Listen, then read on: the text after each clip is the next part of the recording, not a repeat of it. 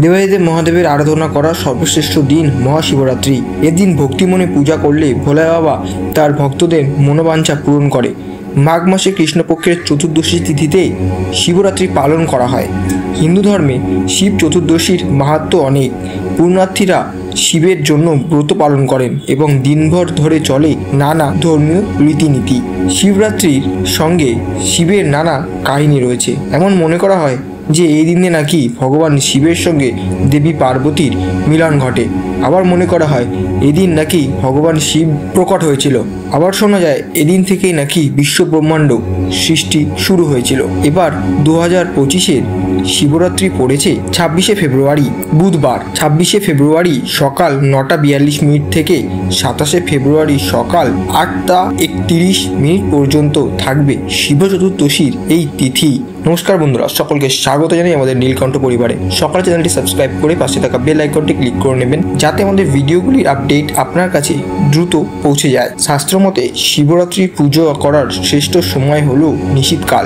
এই 4 তিথিতে বা প্রহরে পূজা করা হয়। অনেক কোনো ক্ষেত্রে একটি প্রহর বা 4 প্রহরেই পূজা করে থাকেন। শাস্ত্রমতে মহাশিবরাত্রির তিথিতে সন্ধ্যেবেলা স্নানের পর শিবের পুজো করা উচিত। বিশ্বাস অনুযায়ী ব্রত পালনের পূর্ণ ফল লাভের জন্য সূর্যোদয় থেকে শুরু করে চতুর্দশী তিথি অর্থাৎ অস্ত্র যাওয়ার মধ্যকার সময় পর্যন্ত ব্রত সমাপ্ত করা উচিত। আবার কোনো ধারণা অনুযায়ী চতুর্দশী তিথি সমাপ্ত হওয়ার পর ব্রত ভঙ্গ করাই শ্রেয়।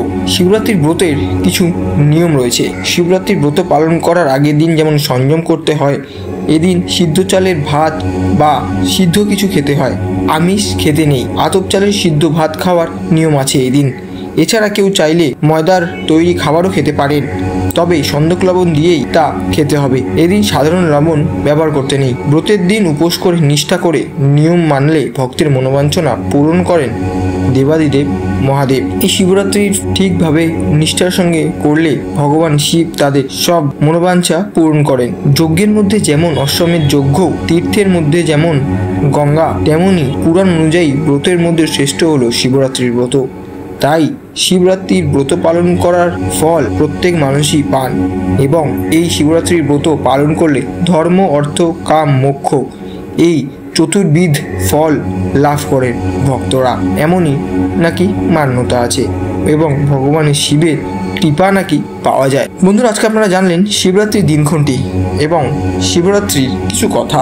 সকলে কমেন্ট বক্সে হর হর মহাদেব লিখে আমাদের পরিবারের সঙ্গে যুক্ত থাকবেন।